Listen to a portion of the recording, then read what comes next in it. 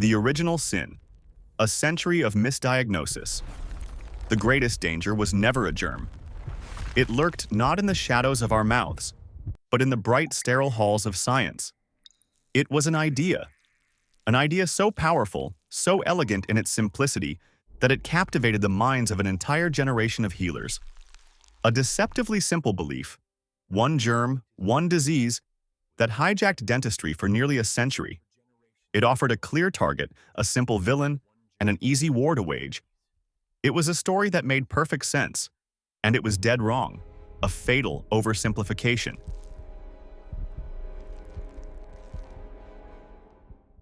For 100 years, researchers and dentists believed disease had a single villain.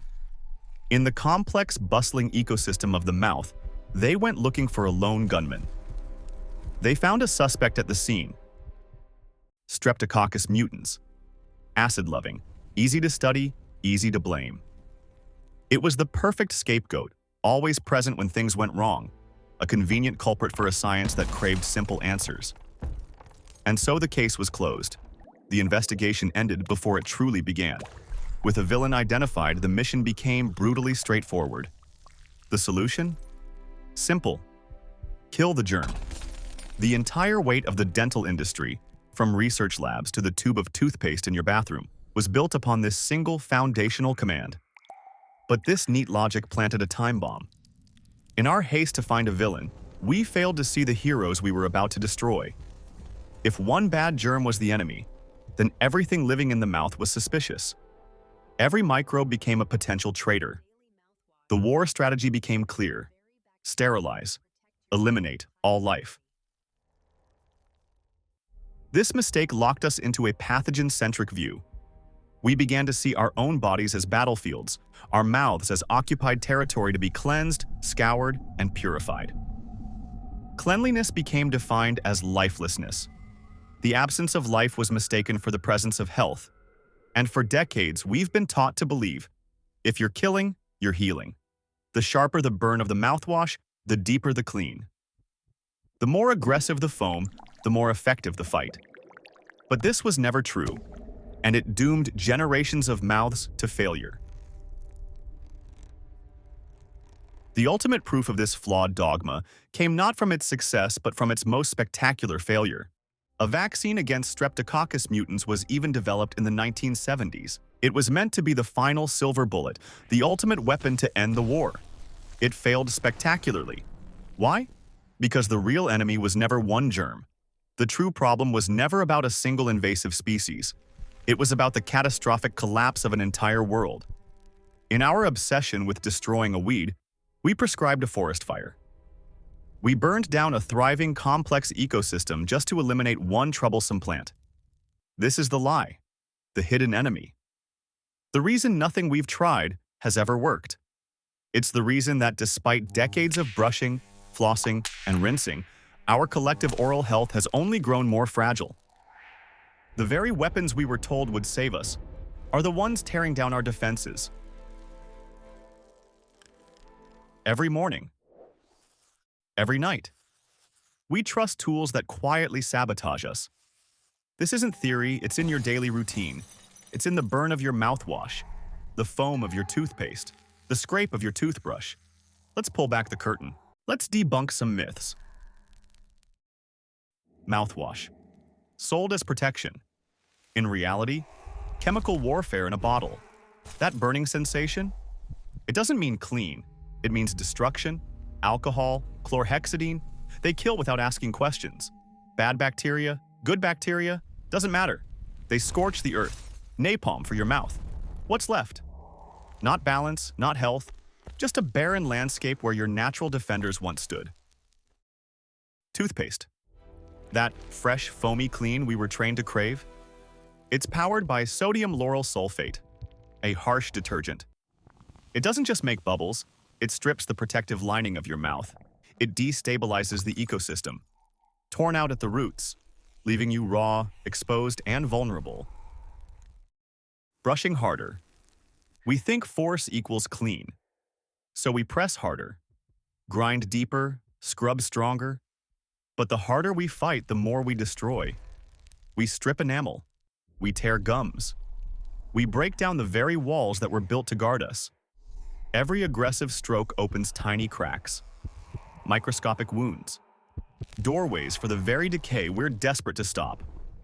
These 3 daily habits create the perfect storm. 3 so-called health rituals. Together, they form a biological paradox. We destroy our allies. The peacekeepers, the guardians, the protectors co-evolved with us for millennia. We sterilize the battlefield, and in that empty space, only the most aggressive invaders survive. The result? The more we fight, the weaker we get. We are paying every single day to sabotage our own defenses. For a century, we've been blaming the wrong villain. The real danger isn't the presence of bad germs, it's the absence of good ones. This is the new frontier of science. It changes everything. It has a name: imbalance. Not an invasion from outside, but a collapse from within. A civil war that begins the moment our protectors vanish. A healthy mouth is not a desert. It's a rainforest, a living ecosystem buzzing with life, where hundreds of species live in balance. The good bacteria keep the peace. They patrol the streets. They block invaders. They keep acid under control. They form a living shield over your teeth and gums. Yes, harmful germs are there too. But when balance is intact, they stay in check. But the moment we blast the system with harsh products, the rainforest collapses. The desert takes its place. No leaders, no order. The most aggressive germs rise to power. The acid makers multiply. Your gums ignite. And once balance is gone, it doesn't come back easily. Bad bacteria thrive in the chaos. Good bacteria can't return. The soil is poisoned. We don't just lose our guardians. We salt the earth so they can never grow back. Consider what we've been told about cavities, caused by Streptococcus mutans, the sugar-loving germ we were told drills holes in our teeth. It's not one germ. It's an entire ecosystem gone rogue. Acid makers overwhelm the protectors. The community collapses. If cavities had their villain, gum disease had one too. Porphyromonas gingivalis, the single bacterium blamed for eating away at our gums. It's not a lone criminal, it's a mob. A chaotic gang of bacteria that triggers your own immune system to overreact. As we know, the mouth is not isolated.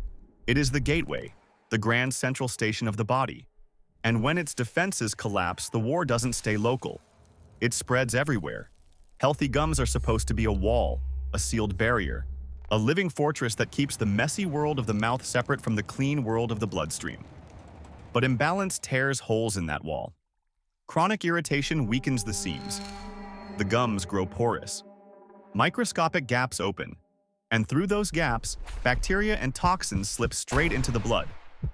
Not a trickle, but a constant low-grade poisoning of your entire system.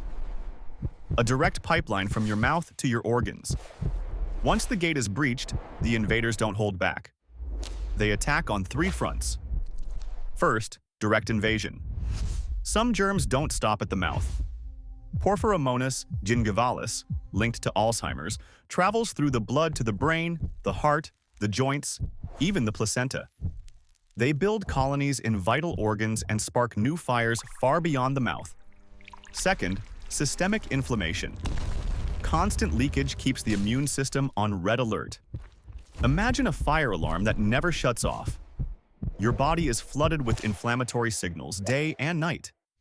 This silent fire fuels almost every modern chronic disease: heart disease, diabetes, arthritis, even cancer. Third, gut seeding. Every swallow delivers trillions of bacteria to your gut. Your digestive tract receives a constant shipment from your oral ecosystem. If your mouth is out of balance, your gut becomes out of balance. Digestion falters, immunity weakens. Even the mind suffers through the gut-brain axis. It doesn't start with a heart attack, or Alzheimer's, or cancer. It starts small, a cavity, bleeding gums. And then it spreads into a full-body war fought on multiple fronts.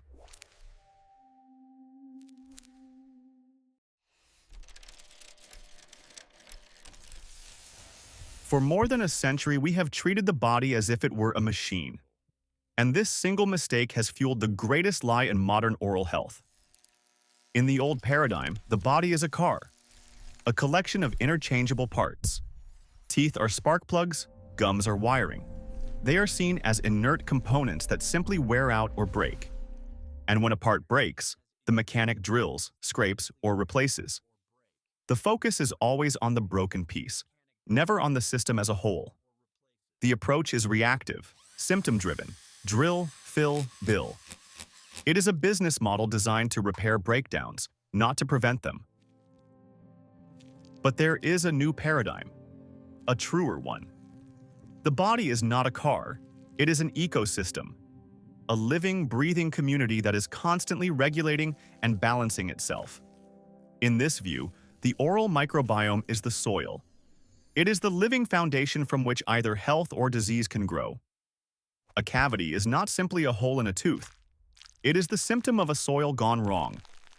Gum disease is not a broken wire. It is the collapse of the ecosystem that should have protected it. And so the solution is not to wage war on single parts, but to restore balance, to remove poisons, to add nourishment, to replant the seeds of health. The true calling is not to be mechanics, but gardeners. Not to destroy, but to cultivate. Not to sterilize, but to restore. This is more than a shift in treatment. It is a shift in truth, a move away from the brute force of the last century and into the wisdom of the new one, from fighting disease to growing health, from killing to cultivating. And now it's your turn. The power to transform your oral health and protect your whole body begins with one choice. Take that step now. Click below and see the 3.5 billion probiotic formula. For decades, we were told simple stories. One germ, one disease, one enemy to fight. But is that really the truth, or just the story we chose to believe?